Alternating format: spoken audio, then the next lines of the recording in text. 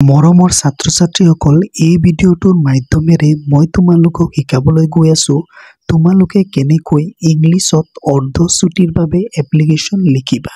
কেতিয়াবা তোমালোকে স্কুলৰ পৰা আধাতে ছুটি ল'বলগীয়া হয় বিভিন্ন কাৰণত, হয়তো পেটৰ বিষ, মূৰৰ বিষ বা ঘৰৰ কিবা সমস্যা বা ঘৰত কিবা কাৰণত যাব লগা হৈছে, তোমালোকে স্কুলৰ পৰা ছুটি ল'ব লাগে।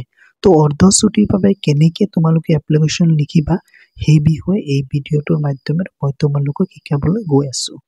তো চোৱা, মই এনেকে লিখি লৈছো write an application for half day leave. ইংলিছত অৰ্ধচুটিটো কয় হাফ ডে লিভ।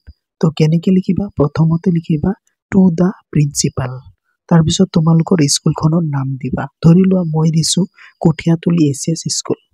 তাৰপিছত through the class teacher, through class teacher এনেকে দিবা। তাৰপিছত সাবজেক্ট দিবা application for half day leave. হৈ গ'ল। তাৰপিছত আৰম্ভণি কৰিবা আকৌ ৰেছপেক্টেড ছাৰ, তাৰপিছত কমা দিবা with due my respect I beg to state that I am a student of your school I want to leave school immediately. Oblique তোমালোকে লিখিব পাৰা আফটাৰ লাঞ্চ, তাৰপিছত লিখিব পাৰা আফটাৰ 4th পিৰিয়ড। যিমান পিৰিয়ডৰ পিছত তুমি ছুটি ল'ব বিচাৰা ছুটি ল'ব পাৰা। তাৰপিছত because suddenly I am suffering from fever, fever হ'ব পাৰে বা ইয়াত ষ্টমাক পেইন, হেডেক এনেকুৱা থাকিব পাৰে।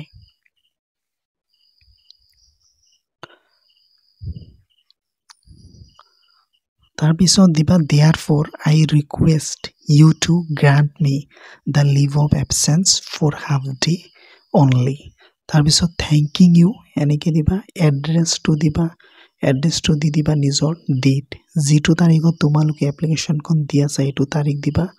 এইটো চাইডে লিখিবা ইয়ৰ্ছ অবিডিয়েণ্ট পিপুল, ইয়াত তোমাৰ নামটো লিখি দিবা চহীটো কৰি। তাৰপিছত ক্লাছ, ৰোল নাম, তাৰপিছত ছেকশ্যন।